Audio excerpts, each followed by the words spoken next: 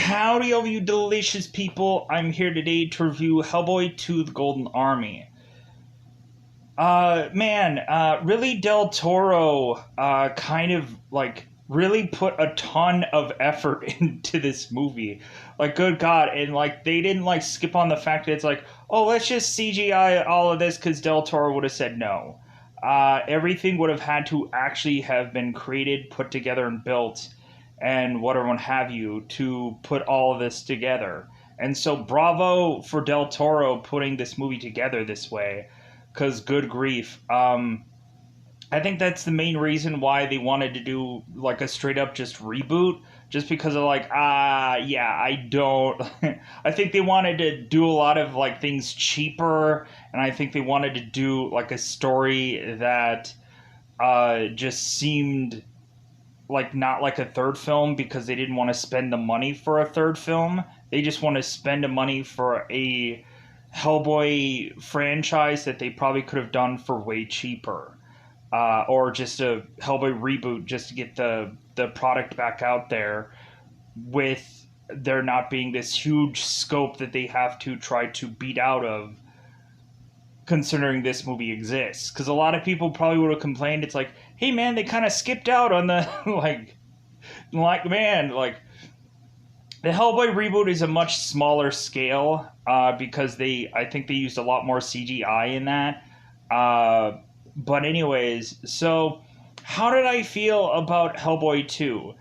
It's a very complex movie that is really fun to watch. Really just, I think there was some good things with the first one that, of course, had to get changed for the sequel.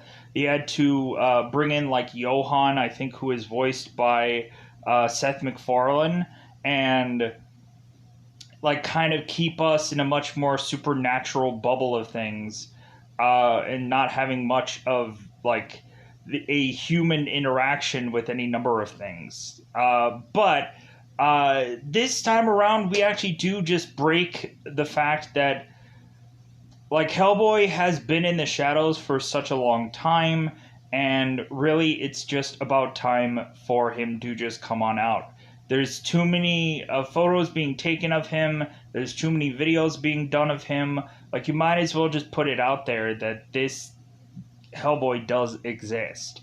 So going into this movie, I thought that this was an amazing sequel. I thought there was, so much going on here that I was just trying to, figure out and find and put the pieces together, while reviewing this, because I'm just okay, I remember seeing this once or twice before, but, I think every time I went into this, I was just man, this is such a big movie. And when I always say that there's always this big film, I always usually also say that it's an exhausting film to go through, and hence why I tend to avoid these big huge honking films that have so much to go into, because really then it's just me just I have to get every word right, or I have to at least try to get most of stuff or things correct. Because then there's also going to be that one person that's you forgot this thing that I Googled and I whatever. And plus also there's other movies where I put out more information than others just because I don't think that they're going to do well, and surprisingly they do. So this might be one of those. So thank you for watching this, because really I have not much to say with this film cryptically. So because there's just a lot to say in spoiler terms, but I guess I can kind of tee it up for people that don't quite understand what's going on in this film, or what is to go on in this film if they aren't aware of what this is. So, Hellboy 2 The Golden Army is to tie us into a story that Hellboy was told as a kid, that there is to be a prince and a King Balor who are to eventually start fighting along with the humans, and as these people, the king and the prince are to lose their fight. I believe they are the elves. Eventually they went on to go and had this goblin create them a golden army, which was an unstoppable force, and so the King Balor decides to cause a truce, which causes the golden army to be sent away to be hidden, till eventually the king and or whoever is going to be the king is going to ask for them yet again to just annihilate, destroy, and whatever the human race, because of how these people have had to forcibly hide in the shadows for such a number of millennia or whichever, because like they just like want to try to be equals with the human race, but it doesn't feel like they are. It kind of feels like they're hated and feared, and that they're left to the shadows to just kind of live their life of just like trying to get by every single day. So that causes the prince, who had went into this conclusion, to come back and just say no. Like, we're like, our race of like beings, or our like paranormal-esh like things, are not going to take this anymore. We're not going to go and consistently be in hiding anymore. We are going to resurrect this golden army and just take back what was rightfully ours. But we instead created a truce between humans, which wasn't really much of a truce. It was just like, okay, well, we'll just go into the shadows and you guys will have the light. So yeah, that's kind of the teeing up this movie. We have to kind of bring up again that Hellboy is still a non-moon Rama. So like we have to bring that up again. Every single one of these movies, we always have to bring up like the Fist of Doom or whatever it's called. And so we have to bring up Anang Moon Rama. And so at the end of the day, it's time to say that it is spoiler time for this movie, because I would say it's very enjoyable. I would say that it's a great film, especially if you've watched the first one, because why wouldn't you have? It's a great sequel. A lot of people might feel differently. Like now watching it kind of years later, I would say this is a great sequel, but sadly enough, a lot of people would probably have problems with the remake. Because basically that's what that is. It's basically a remake. It's not just like, oh, well, no, it's just a continuation of the same story. No, it's not. It's a remake to me. It feels like they're doing, it feels like they're going back to a story without. I don't think Abe is in the remake. I don't think Liz is in the remake. Like, I think they try to like go back to just doing a simpler story that mostly just is with Hellboy. So like maybe this Hellboy movie might have been like a prequel. I don't know, because there was a much younger Professor Broom in this movie for the remake. So. Anyways, I'm not going to compare the remake to this movie because it doesn't make sense to. So let's go out of our way to say that it's that coveted time again to go into spoilers, because at the end of the day, this movie was great. I enjoyed it, especially once we get to the troll market, but reasonably when we just have some goofy moments, but overall, like, I thought this movie was great. There's some like parts from like, why did they need this in the movie? But yeah, it's a great film, and a lot of people will feel different. A lot of people will say, well, it's probably not as good as the first one, and I would just say, well, yeah, like maybe like it could be a better story in the first one, but I don't know. Like people, I don't know, they could have mixed feelings about this sequel. So I think it's time to mix our time together into spoiler time. Spoiler time. It's about that time we spoil this movie. Where could you go out of your way to see Hellboy 2 before we leave here? Hellboy 2: The Golden Army. Well, I went and saw it through an app called C Movies. Letter C Movies. You could go out of your way to use seen this movie for absolutely free by going into that app and there, in fact, watching the movie that you haven't seen in who knows how long or not at all. And check this out without a doubt. So let's go into spoilers. So the very beginning of this is taking place in Douglas Army Base, Christmas Eve, 1995. So in the very beginning, we have Professor Broom, I think his name is. Like normally he's called Father a lot, so normally I don't know his actual name mostly. So the professor is going and putting Hellboy to sleep because, hey, like, you can't wait up for Santa Claus. And Hellboy is like, come on, like, I want to see him. Like, and Professor is like, no. Like, if anything, like, eventually he'll come down the chimney and, like, Hellboy's like, we don't even have a chimney. And the professor is just like, just go to bed. Like, I'll tell you a story. And so Hellboy is to go to sleep, and so now the professor is to tell him a story about a King Balor. King Balor is to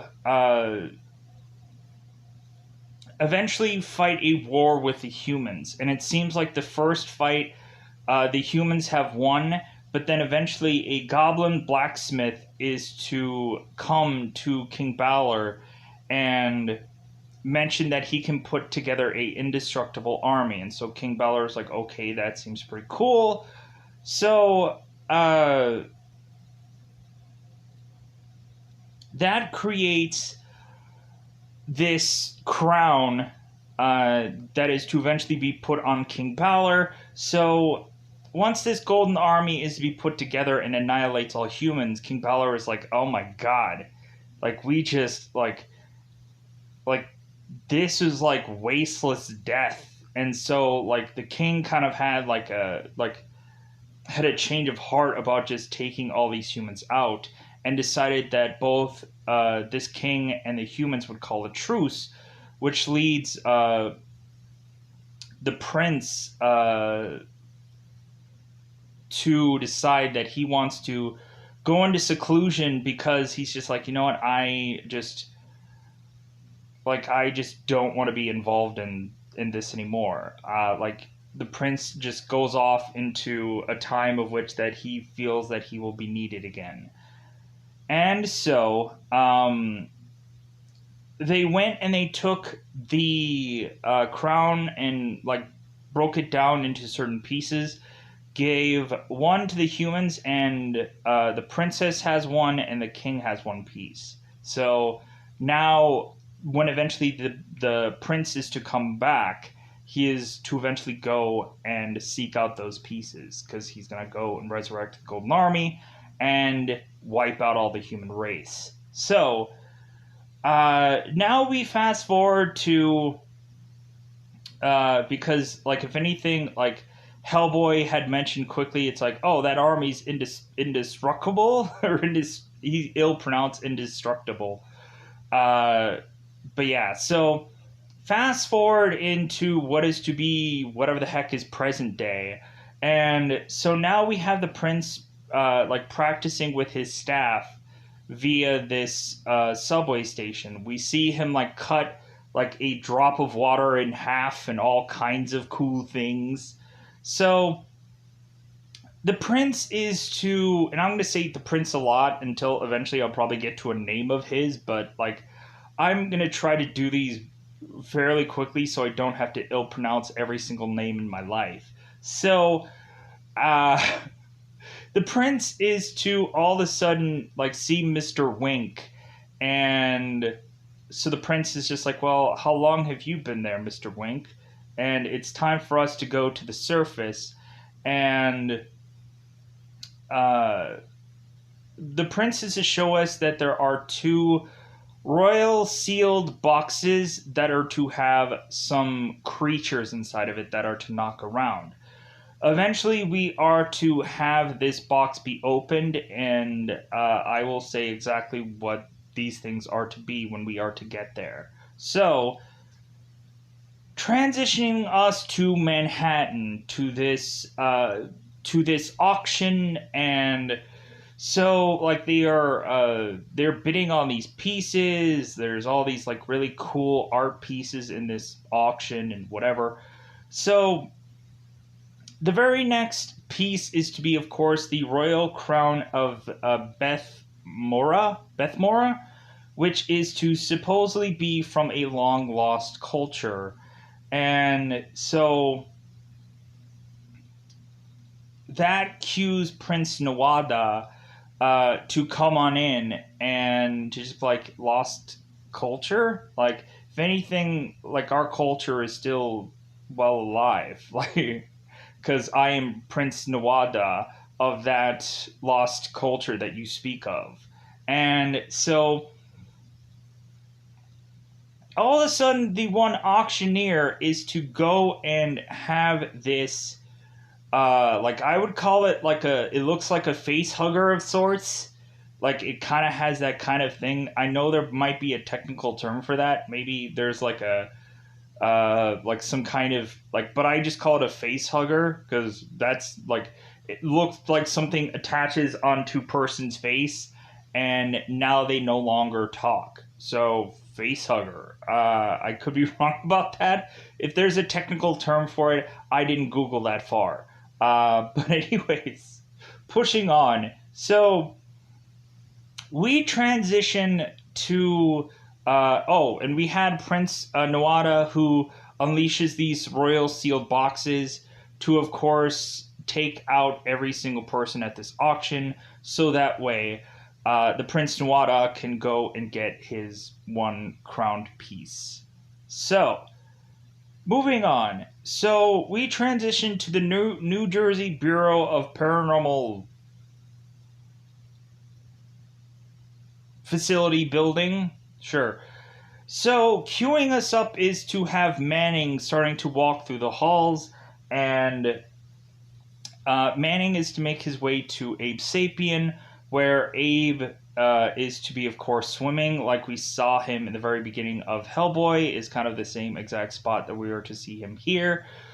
So, Manning is to slap a top secret thing on Abe's glass wall there and to say, like, Abe, we gotta talk. So Manning is to talk with Abe about the numerous videos, pictures, all kinds of things that Hellboy has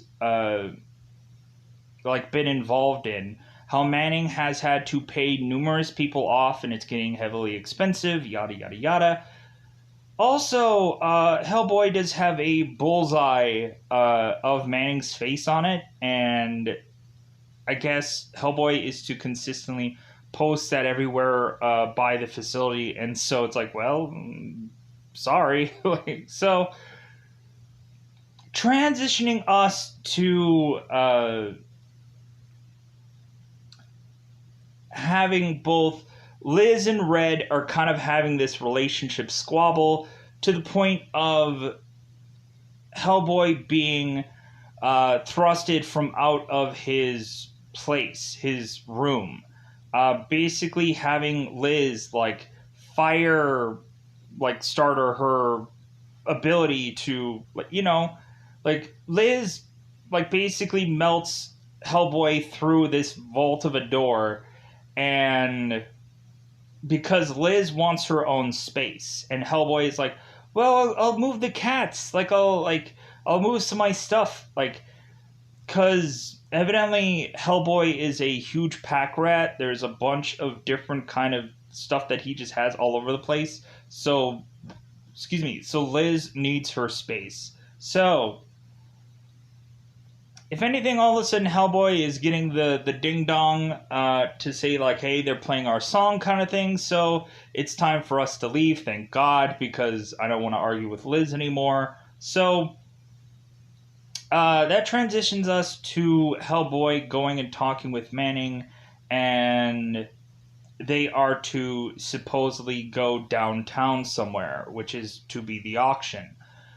So, reasonably, Manning is talking with Hellboy and just kind of desperately, like, figuring out some way to, like get Hellboy to stay in hiding, stay much more secretive, stealth, whatever. And so Manning is to have like taken some cigars and some like rare cigars, and so now basically Manning is to give Hellboy these cigars if he is to be much more stealthy. And so Hellboy is like, yeah, I'm gonna be so stealthy, like believe me, like. And so keeps like give me more cigars because I'm gonna do even better, like believe me. So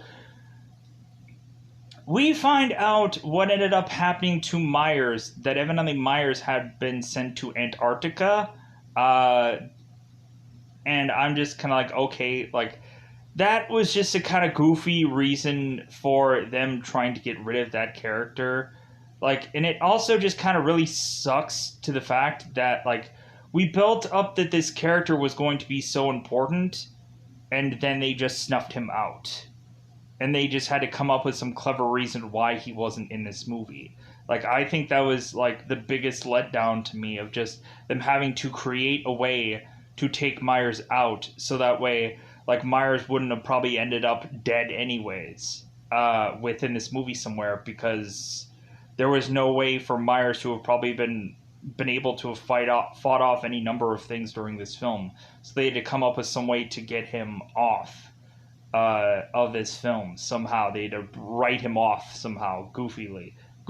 So, anyways, so that transitions us to the garbage truck as per usual, and so we go to this auction. We have Manning, who is like trying to put up this severely goofy excuse, like if anybody remembers like Men in Black, where they were to say like some light is reflecting off of Venus or something, or that there's some like gas pocket from space that's to like every excuse under the book to just say that there's some goofy thing going on and no one quite understands it. So so we head into this auction, and so Abe is to have, I guess, a number of books as per usual, and so when Abe is to eventually see what's what, Hellboy is to eventually look at the ground, and there's a bunch of human juices, because these things are to heavily eat and then poop everything out, and eat and poop and eat and poop. I guess that's all they do. And these things are, of course, called the Tooth Fairies. That's the things that were in the Royal Seals, that were in those boxes, that were to be released out. So, if anything, it is kind of funny. Like, Hellboy was, like, talking to Liz, and then, like, Hellboy was just like, Abe, I think Liz is still mad at me. And Liz is like, still talking to me, Hellboy. Still talking to me, Red. Still talk. So like he's like, oh, I'm sorry. And so he like tries to like switch like stations and to try to talk to Abe. And so like it's kind of like it's really kind of like it's funny. I like this part. So anyways, eventually the Tooth Fairies are to eventually start to show themselves, and all of a sudden they are to start to attack some of these agents. I think one of the agents is named like Agent Marble. Like, what goofy names that they probably made up at the last minute to just call these agents, because it doesn't matter because they're going to die quickly. But like you can just start seeing these things like heavily like consuming these agents, and like Hellboy and Abe and like Liz are just kind of like barely like they're just like like they're just like barely getting like nicked or whatever, because I guess technically like these things are like them, and so I guess like humans are what they would probably want to devour most, I guess. So when there is to have these Tooth Fairies like burst through this wall, Abe is trying to like prevent Liz from getting hit and try to like protect her. All of a sudden, Abe is to touch Liz's stomach to just be like, Liz, you're pregnant. And Liz is just like, what? Like, I can't be. And Abe is like, believe me, like, you're pregnant. Like, I know. Like, I can tell. I can sense that kind of thing. To where eventually later, Liz had to take a pregnancy test, and Abe was like, "Why are you taking a pregnancy test? Like, I'm pretty accurate. Like, I think I'm gonna do really well at like really like like I'm sure you're pregnant." So Red decides that he's going to take this big, huge statue and knock it over and kind of like roll over a lot of these fairies and try to like squash them like bugs. And so Liz decides it's like, well, like I think it's about that time that you should be running. So Liz is to power up her fire ability. And so now Abe and this other agent are like, dude, we need to run to this vault. Because that's going to be the only like saving grace for us is to freaking like make it to this vault while she's doing her power so we can get the heck out so we can get out of here alive. But sadly enough, the other agent ends up getting freaking like crunched by all these fairies. So Abe is to make his way to this vault and to just easily like close this vault while also almost getting eaten alive also. So both Hellboy and Liz are to like try to take these things out. And so Hellboy is to be right next to this window, and so Liz is like, Red, you should be getting out of that window, like, because eventually you're just gonna crash through it, because like her Liz's bursts are gonna be like huge and like wipe everything out. So, but Hellboy is just like, well, like, hello world. So, Hellboy goes crashing through the window, and all of a sudden he crashes into a cop car. And then all of a sudden, everyone's crazy about, like, oh my god, like, press everywhere, like, clicky, clicky, clicky of Hellboy. And he's like, yeah, like, Manning's like, what did you do? And Hellboy's like, meh, like, oh well, like, I guess we're out. So, that transitions us to the East River rail yard, where the Prince and Mr. Wink are going to where King Balor is. And so we have this Chamberlain character that is to kind of tell them to kind of disarm themselves and like all this kind of other stuff. But eventually we have the princess come in. I want to say her name is like Princess Nala, but I'm probably going to ill pronounce that for a good part of this movie, so I'm going to say the princess. So the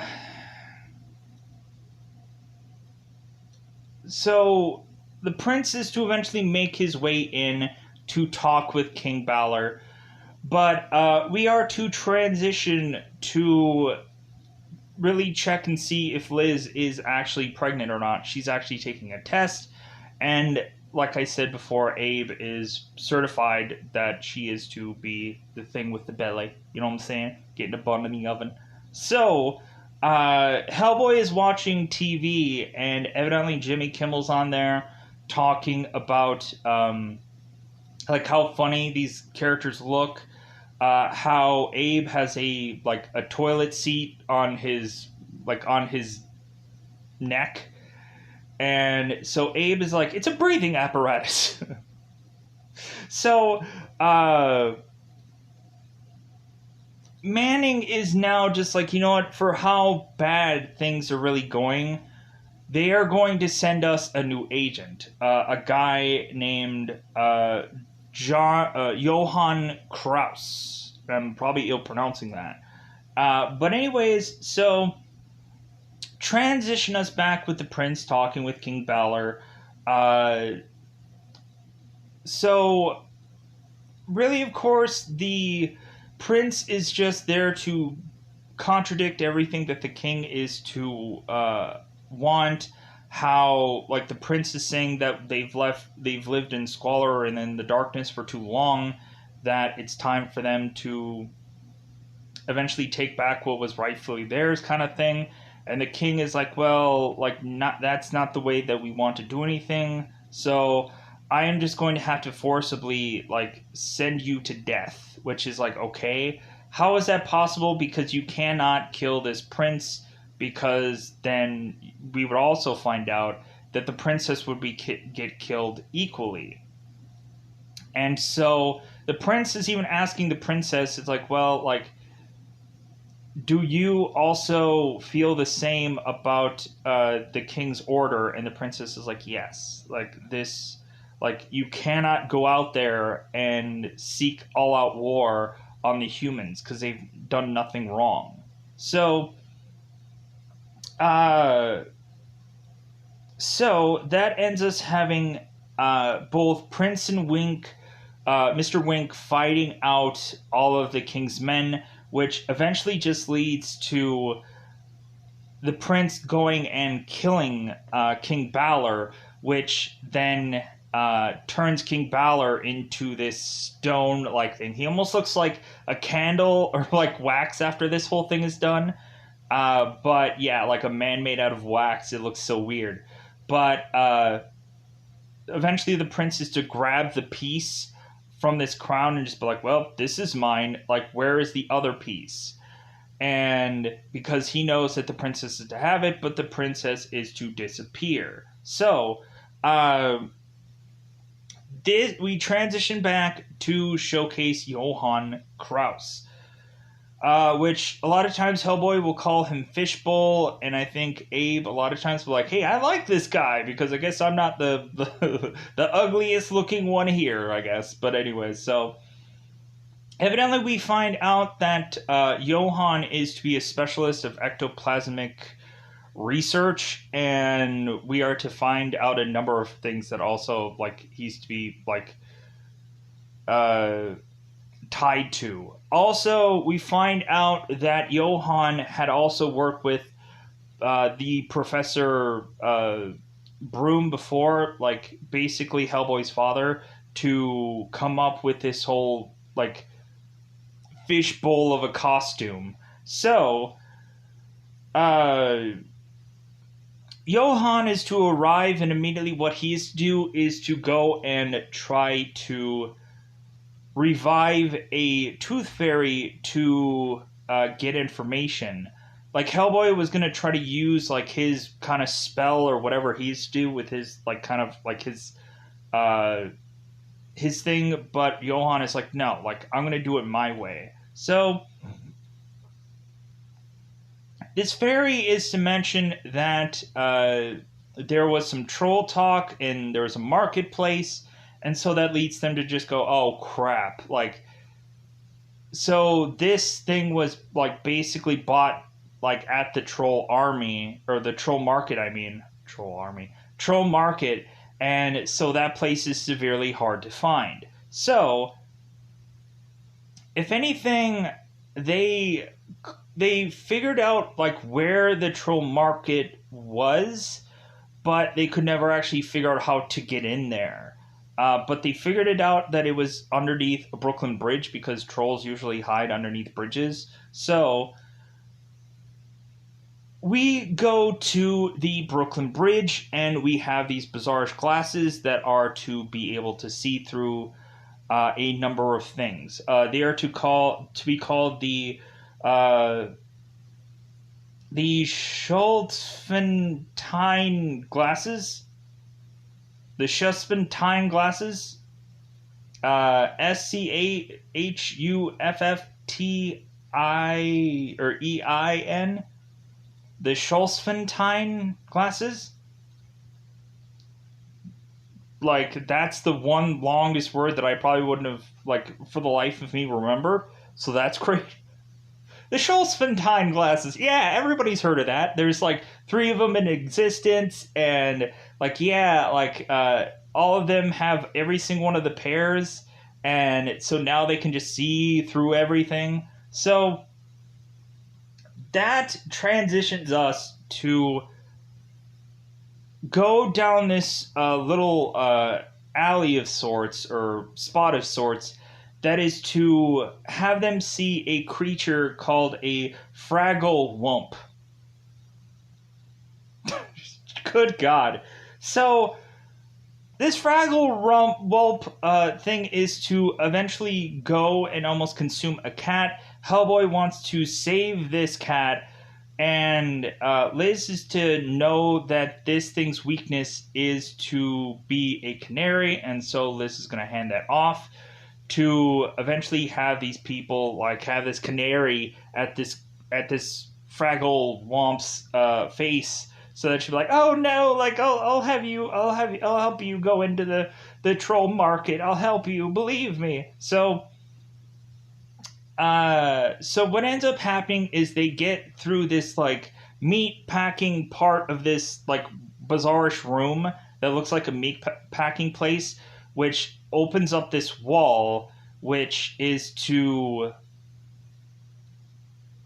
put us into another room, which is to just have this gigantic door that has to be opened via a combination. And so now they're asking, hey, what's the combination, lady? And she's not going to give it up. So, Johan is asking Abe, hey, do you think that you can figure out this combination? And Abe is like, no. This is going to take us forever. And so Johan is like, well, maybe not. So Johan goes and unfishbowls himself and turns into this ghostly shadow of a spirit to go into this machine to quickly open this thing up to have them go into the troll market. So, while we are to go into this troll market, we easily and quickly have Abe, who is to spot the princess because she is to have a royal seal on her. And so we have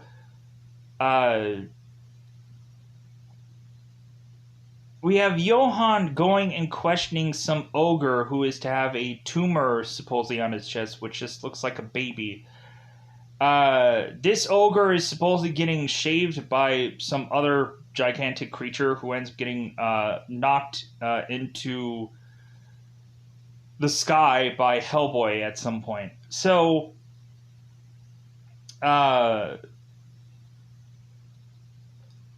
eventually, Hellboy is to slap this thing around to eventually get information, and then eventually they're just oh, what a nice little baby, and it's no, I'm a tumor. Plus, the little baby was telling the ogre how much of a wimp and stuff that he was. But anyways, so the princess is to make her way to this one part of the troll market to talk to this cathedral head,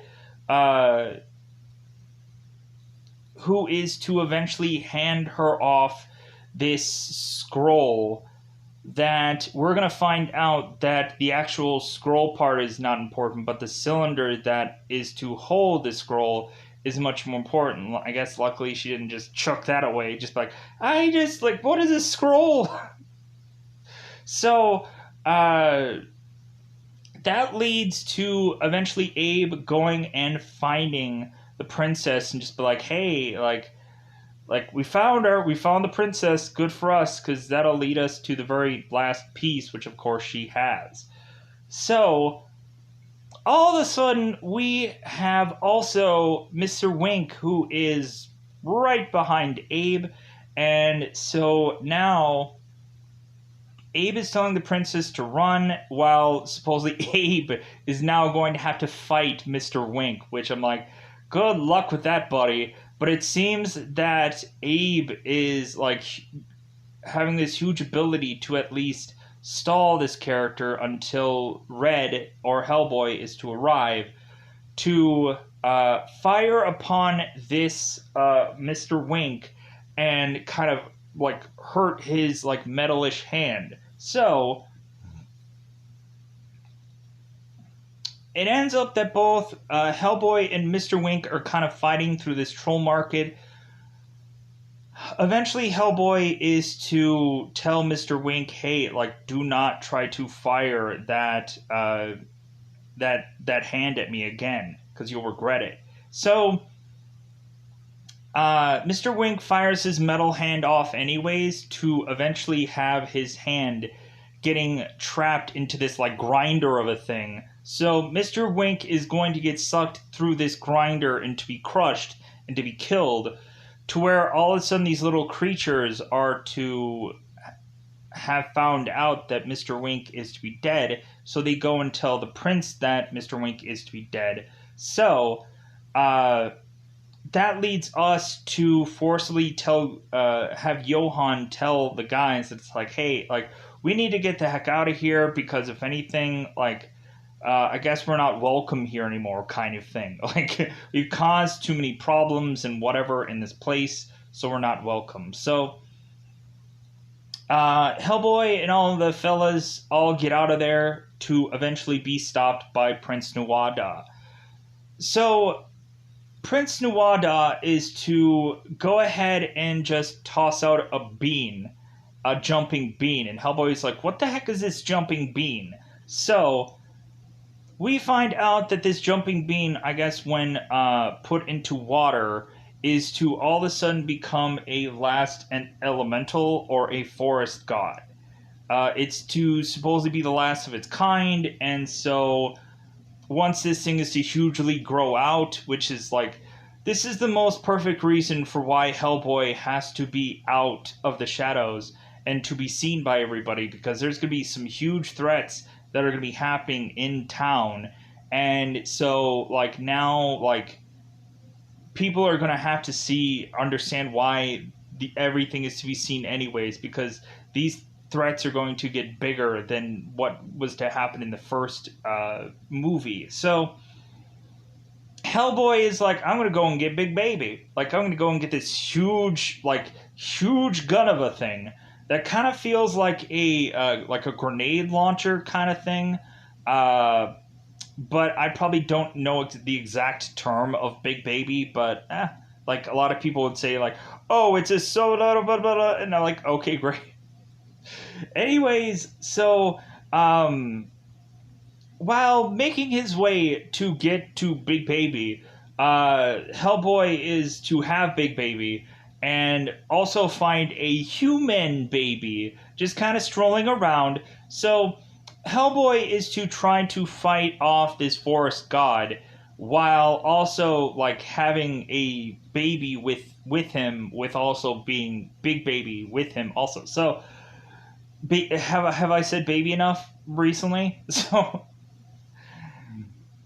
anyways, so Hellboy is to get up onto this signage, I guess of a hotel or something like that. And so now, like, Hellboy is to, like, kind of toss this baby up in the air, which is a horrible thing to do, and then just kind of arm this gun, so that way he can, like, shoot this forest god. And so we have Johann, who's, like mentioning something about an energy ganglion, whatever, like, and, like, well, what the is that? What is that? But, so like, Johann is just like, you probably won't know what that is. Shoot it in the head. Shoot it in the head. like, shoot it in the head, because who knows what an energy ganglion is. But anyways, so Hellboy is to look at this thing and almost to, like, fire. And all of a sudden, like, the Prince Nuada is to come and talk to Hellboy and say, like, why are you going to kill this thing? Like, this is going to be the last of its kind, like you and I. Like, you should not take this down. If anything, you should let it live, because, like, you'll basically cause this thing to have been extinct. This is going to be the last of its kind. So, anyways, so Hellboy takes a shot regardless, even though it is kind of hard for him to go and do this, but eventually it gets done anyways. Eventually Hellboy gives the baby back to the woman. We consistently have spots in time and whatever where consistently Hellboy is to be called ugly by a bunch of walker-bys. Walker-bys? That makes no sense. People walking by. There we go. So, after this, Liz is to go and talk with Hellboy, and like she's kind of contemplating leaving again. Like she left before, and then she kind of came back. But Liz is also talking to Hellboy about leaving again, and so we have the princess who is to eventually go and like be looking at the scroll, and she doesn't quite understand like, okay, where am I going to find this whole like army of a thing? And she's very confused. So transition to Hellboy now going into a shower and like now having this bizarre locker room sequence with Johann.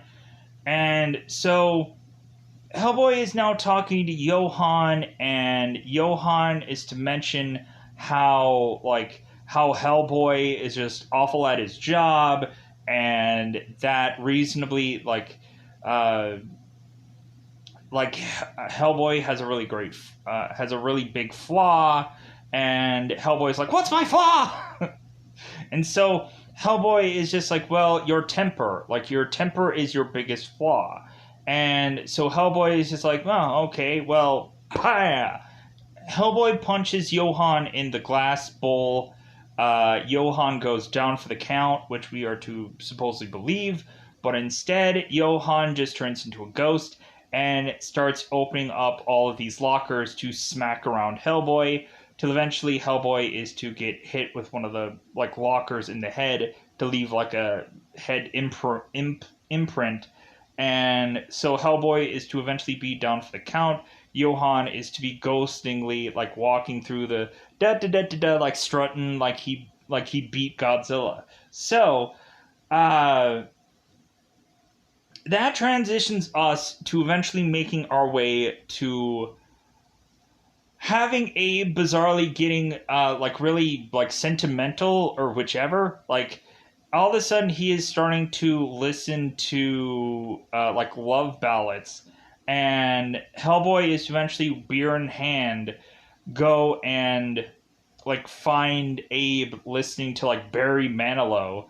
And like this is probably like the weakest spots of the movie where I'm like, why do they need this in this film? It's kind of like the Tobey Maguire dance sequence. It's like so many goofy things that I guess like they thought it was funny, but it's not.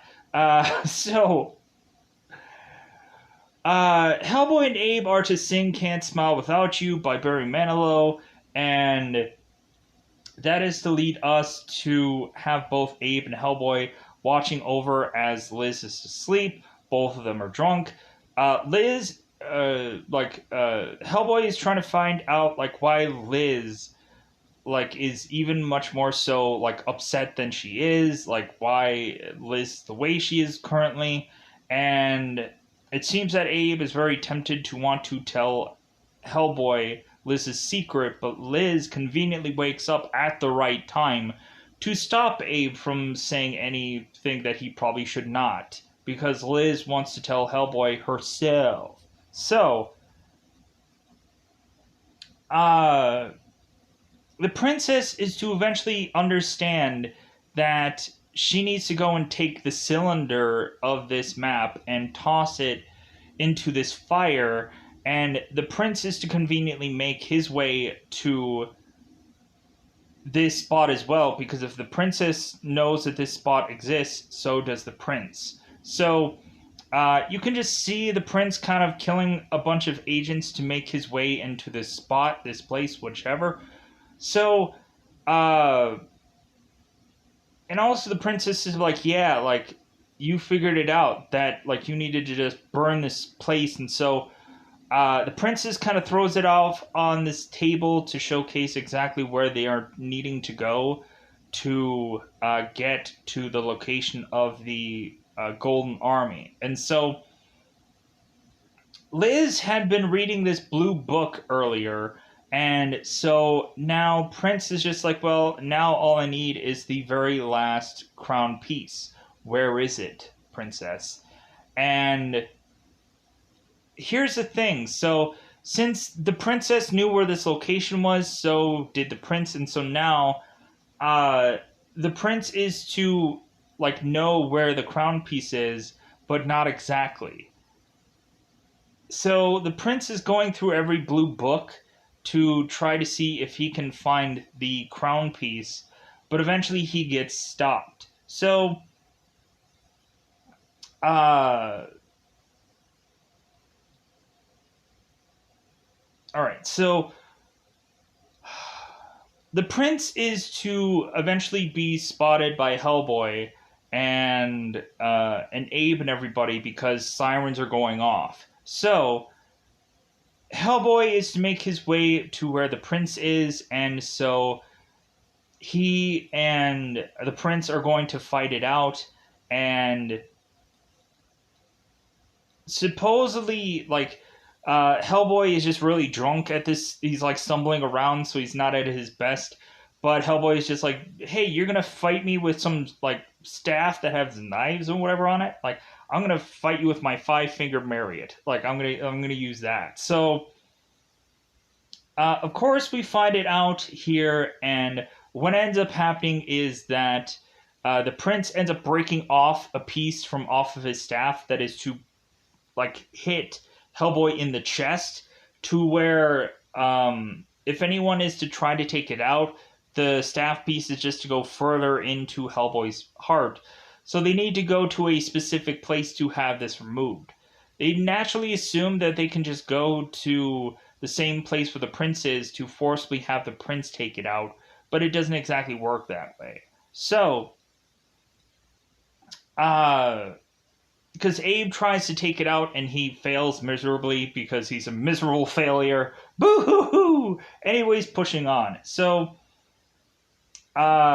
they figure out that they are to go to a location of the Northern Ireland of a Northern Ireland location to find the Golden Army, which I guess is by the Giants Cathaway. Like, I'm probably ill pronouncing that, but it is what it is. So, Abe is to go and spot where the blue book is and find the crown piece because he's magic. So, Abe is to not reveal that they have the last crown piece because he wants to keep it for himself. So, um, so now everybody is going to decide to go and fly to Ireland.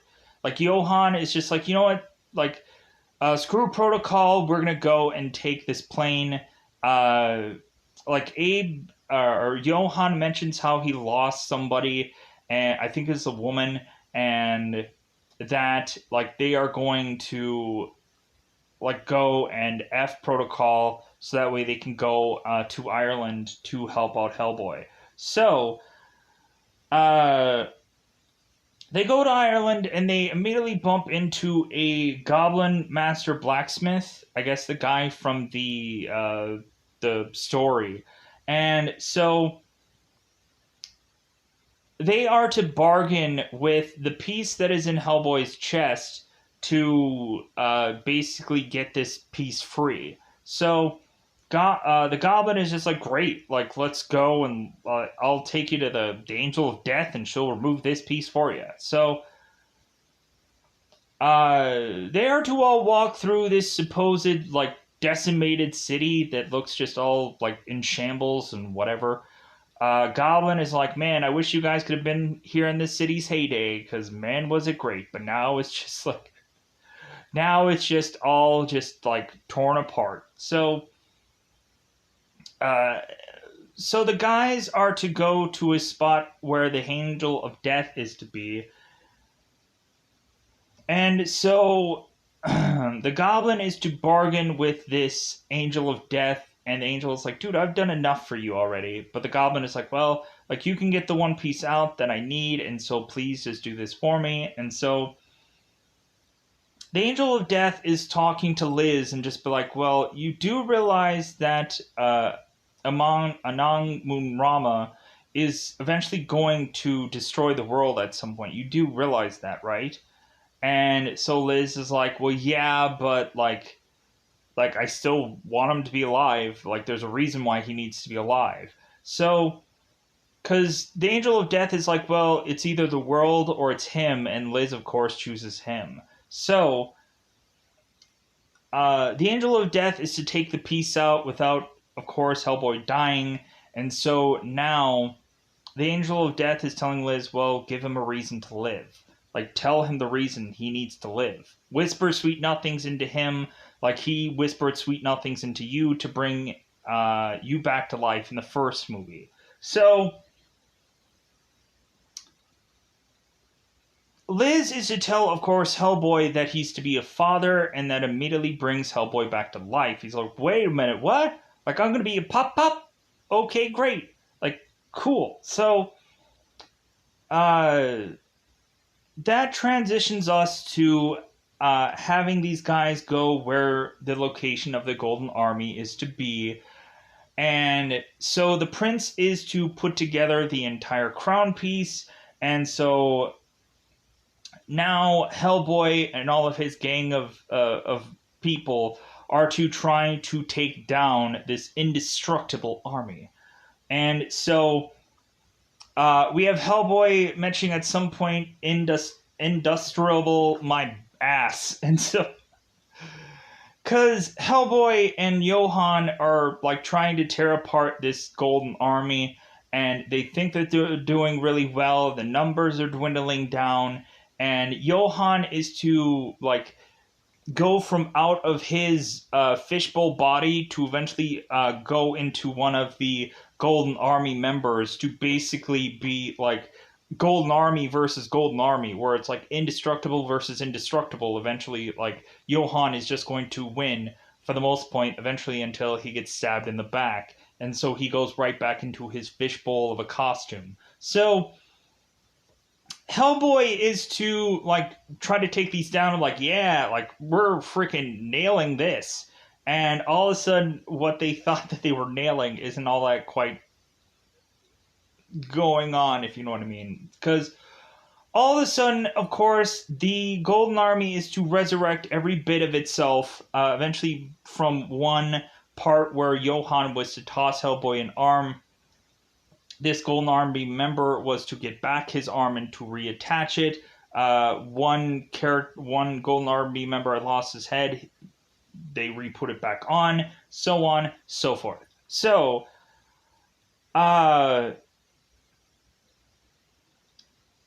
Hellboy is just like, well, I think there's only one other thing that I can do here, because, like, we're basically boned. So, Hellboy is to challenge the Prince Nuada to, like, a trial by combat kind of thing, to try to get the crown from him. And Prince Nuada is like, who the heck are you to challenge me? Like, you're not royalty. And the princess is like, yes, he is. Like, if anything, he's Anang Moon Rama, and like he definitely is to be able to challenge for the crown.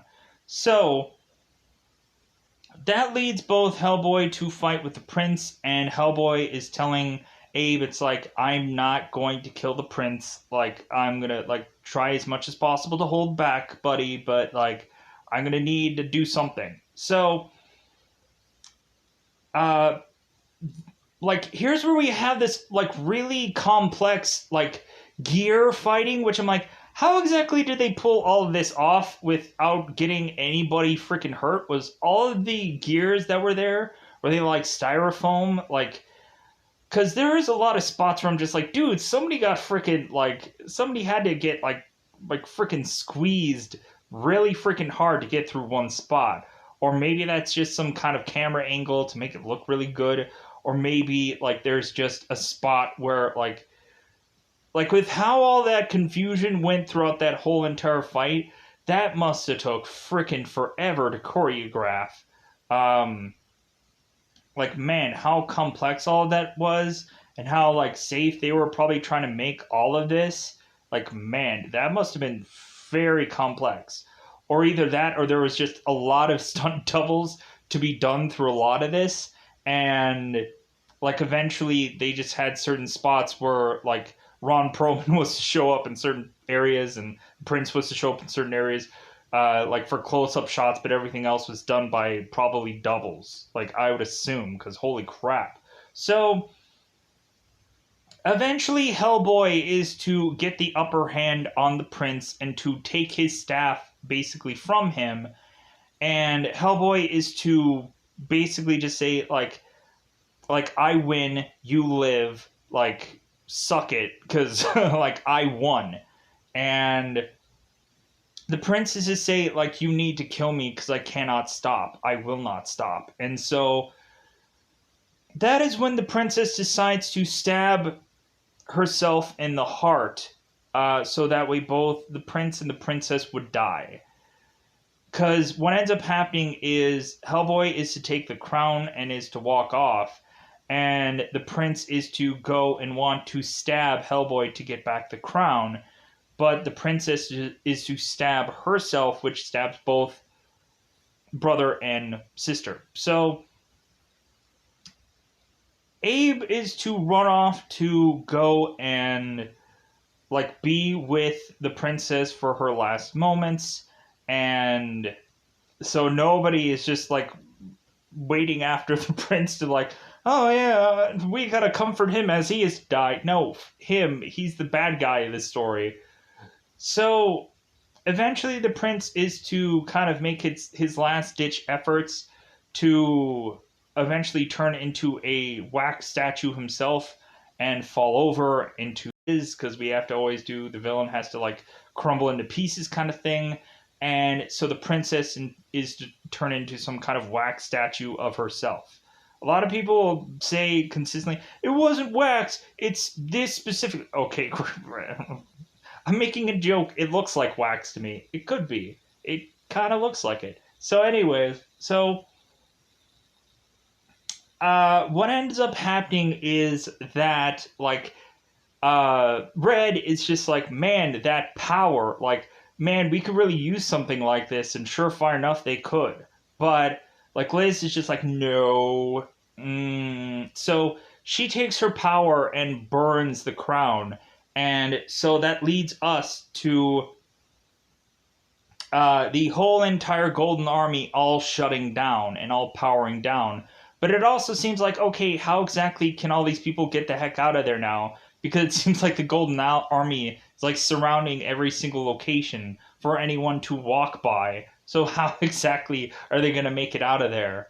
But anyways, so we transition to have Manning trying to get where Hellboy and all of them are, and so Manning is trying to figure out like, hey, like maybe we can like figure out where they are, like we can figure out the locators and whatever. So Hellboy and all the group are to make it back to Manning, and Hellboy is to tell Manning, dude, I quit. And so everyone is to basically say that they quit. Abe is to say it. Liz is to say it. Johann is to tell Manning that he can suck his ectoplasmic butt or whatever. And so Manning is like, you can't quit. You can't leave. So Hellboy and Liz are to walk off to eventually have Hellboy like talk about what the future will hold with him and Liz and the baby, and Liz is to say babies, and he's like, say what now? And Liz is like, yeah, 2 babies.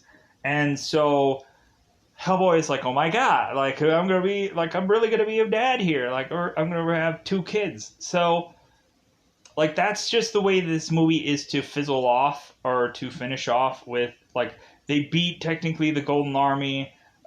Liz and Hellboy are to supposedly go off to have kids, and that's going to be the end of this review. I'm going to get the heck out of here so I can get this out without a doubt. Goodbye, everybody.